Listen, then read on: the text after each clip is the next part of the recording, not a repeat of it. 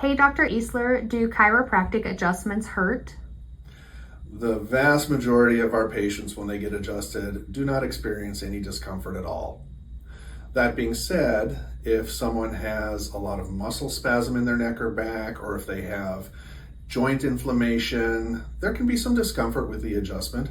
However, once those joints get moving, the bone is moving freely, and the irritation to those nerves is relieved, then comes the relief.